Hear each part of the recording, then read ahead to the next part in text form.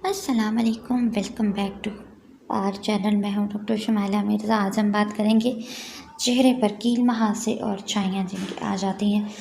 सबसे ज़्यादा रिक्वेस्ट इसी चीज़ की आती है कि शादी होने वाली है या ईद आने वाली है तो चेहरा क्लीन करना है। बहुत ही माइनर सी प्राइस की चीज़ें हैं जो मैं आप लोगों से शेयर कर रही हूँ। कलौंजी आपको चाहिए होगी 25 ग्राम, 20 ग्राम आपको बेसन चाहिए होगा, जौ का आटा आपको चाहिए होगा 50 ग्राम।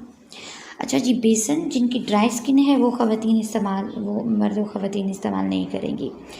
इसी तरह से जौ का आटा जिनको सूट नहीं करता वो इसके मुतबादिल जो मैदा होता है उसको इस्तेमाल कर सकती हैं। अब बेसन की बजाय आपने क्या इस्तेमाल करना है, बेसन की बजाय आप जो चावल का आटा है उसको आप इस्तेमाल कर सकती हैं, या आप जो कॉर्न फ्लोर है उसको इस्तेमाल कर सकती हैं। 50-50 ग्राम आपको ये चीज़ें चाहिए होंगी।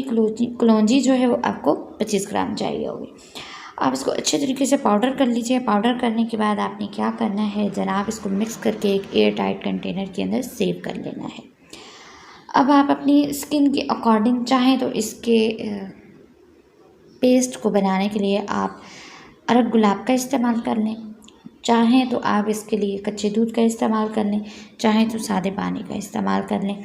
लेकिन जो ज़्यादा बेहतर है फ्रेकल्स के लिए वो ये होगा कि आप कच्चे दूध का इस्तेमाल करिए। उसके अंदर बहुत ही माइनर सा जो है अरक गुलाब शामिल कर लीजिए। लेकिन अगर आप सिर्फ कील मुहासे के लिए चाहती हैं तो फिर आपने क्या करना है कि सिंपल पानी के साथ इसकी लेई यानी पेस्ट बना लेना है और 5 मिनट के बाद आपने चेहरे को धो लेना है। अब जहाँ जहाँ पे आपने अप्लाई करना है वो सिर्फ इफ़ेक्टिव एरिया होना चाहिए। पूरे फेस के ऊपर अगर आप अप्लाई करेंगी तो मुमकिन है कि आपके पोर्स जो हैं वो ओपन हो जाए, इसलिए सिर्फ बेहतर यही है और हम रेकमेंड भी यही करते हैं कि आप सिर्फ़ और सिर्फ उन जगह पे इस्तेमाल करिए जो कि इफ़ेक्टेड एरिया है। होपफुली कि वीडियो आपको पसंद आएगी। यूज़ करें, कमेंट सेक्शन में ज़रूर बताइएगा। मिलते हैं नई वीडियो में। चैनल को ज़रूर कीजिएगा सब्सक्राइब और शेयर।